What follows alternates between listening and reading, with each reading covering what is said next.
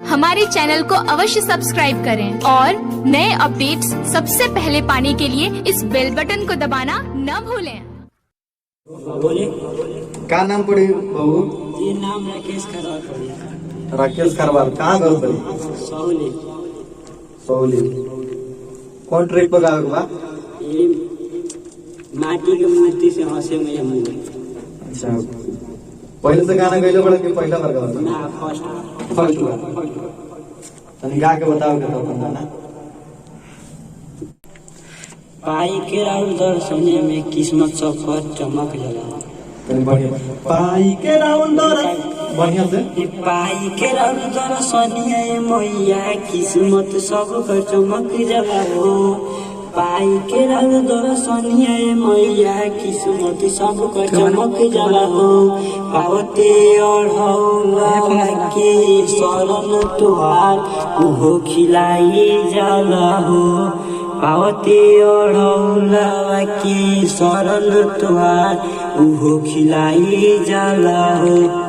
आओ तो बाबू ट्रैक पर बढ़िया से ले जाता है, डरा मत।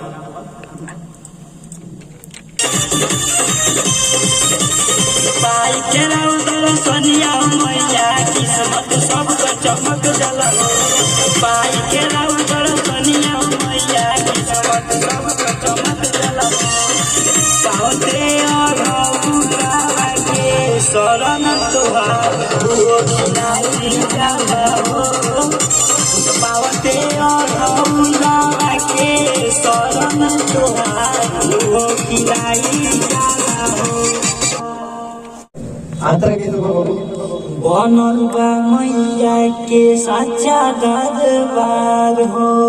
ओही जा चढ़ेला माई के और उनके हार हो। 64 जोगिनिया चौर डोलावे मालिन गावे गीतिया बिजोर। 64 जोगिनिया चौर डोलावे मालिन गावे गीतिया बिजोर। पावते और के सोनन तुहार उहो खिलाई। हमरा का मत करके आराम से गाओ, ठीक? आओ के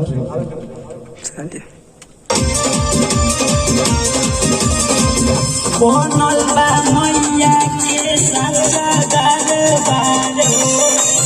ओही जा चढ़ेला माई के और के हार हो।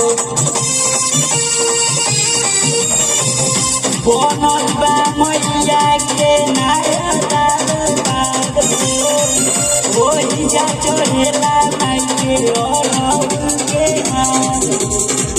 64 जोगिनिया चौर डोलावे मालिन गावे गीतिया बिजोर। पावते और के शरण तुहार उहो खिलाई जाला हो। पावते और के शरण